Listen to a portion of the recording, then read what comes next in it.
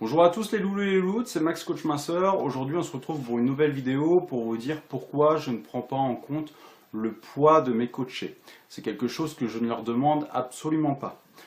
Ce qu'il faut savoir, c'est que le poids est constitué d'eau, du muscle et de votre graisse, des trois. Donc en fait, quand vous mesurez une perte de poids via la balance, ça peut être une perte d'eau, ça peut être une perte de muscle, ça peut être une perte de graisse, ou ça peut être une perte d'un peu des trois ou de deux de ces éléments. Donc ça, c'est quelque chose qu'il faut absolument bien prendre en compte.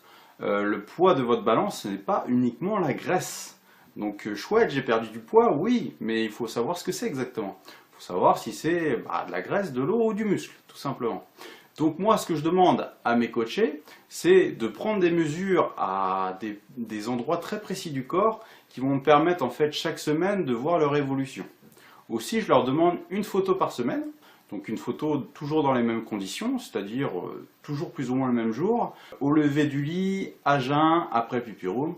Et là, on peut voir en comparant les photos semaine après semaine, en les mettant face à face, les différences et comment évolue leur silhouette et leur morphologie.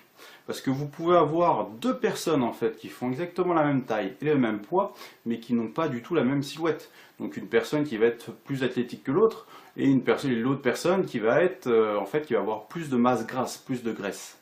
Donc ça, c'est des points très importants qu'il faut prendre en compte. Moi, ce que je fais par rapport à mes coachés, c'est que tout simplement, elles ont un rééquilibrage alimentaire, mais aussi elles ont un programme sportif qui est dédié qu'à elles. C'est-à-dire que via ce programme sportif, qui est fait selon leur emploi du temps et selon aussi le matériel qu'elles ont à disposition, si elles sont à la salle ou si elles peuvent faire du sport chez elles, tout simplement, grâce à ce programme sportif, elles prennent du muscle. Alors bien sûr, elles ne prennent pas du muscle comme les bodybuilders, mais elles prennent suffisamment de muscle et le corps se tonifie suffisamment pour en fait augmenter leur métabolisme. C'est-à-dire que leur métabolisme basal est beaucoup plus haut, donc elles brûlent plus de calories au repos que si elles ne faisaient pas de sport.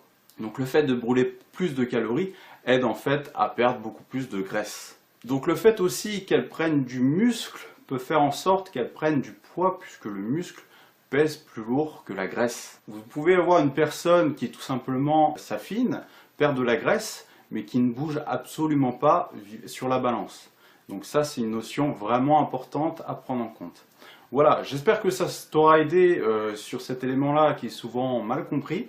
N'hésite pas à mettre tes questions en commentaire, j'essaierai d'y répondre le plus vite possible, et je te dis à la prochaine pour une prochaine vidéo. A bientôt, bye, c'était Max Coach.